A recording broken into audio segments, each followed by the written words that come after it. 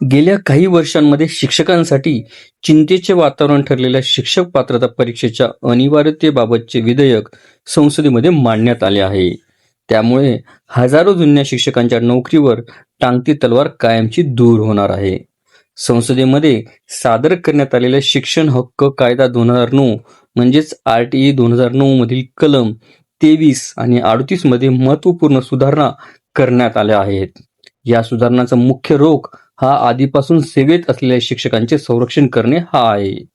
या नवीन कायद्यानुसार ज्या शिक्षकांची नियुक्ती या कायद्याच्या अंमलबजावणीपूर्वी प्रचलित नियमानुसार झाली आहे, त्यांना आता TET किंवा तत्सम नवीन शैक्षणिक पात्रता धारण करणे बंधनकारक राहणार नाही.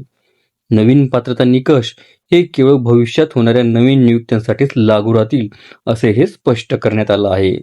सर्वात महत्त्वाचा दिलासा म्हणजे जे जुने शिक्षक TET परीक्षा उत्तीर्ण होऊ शकले नाहीत, त्यांच्यावर आता कोणतीही दंडात्मक कारवाई करता येणार नाही. त्यांना सक्तीची सेवानिवृत्ती देणे, नोकरीतून कमी करणे किंवा त्यांचे सेवाविषयक कायदे किंवा फायदे रोखणे यांसारख्या कठोर पावलांवर या कायद्याने बंदी घातली आहे.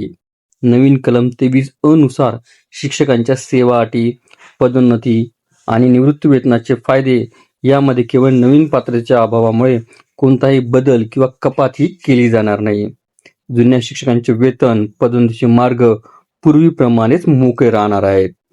आम्ही गेली अनेक वर्षे सरकारकडे मागणी करत होतो की जे शिक्षक 10 ते 15 वर्षापासून ज्ञानाचे कार्य करत आहेत, त्यांना अनुभवाच्या जोरावर सवलत मिळायला हवी. संसदेने घेतलेला हा निर्णय न्याय आणि समतोल राखणारा आहे. हा आमच्या एकत्रित लढ्याचा आणि संकटात असलेल्या शिक्षकांच्या धैर्याचाच विजय आहे.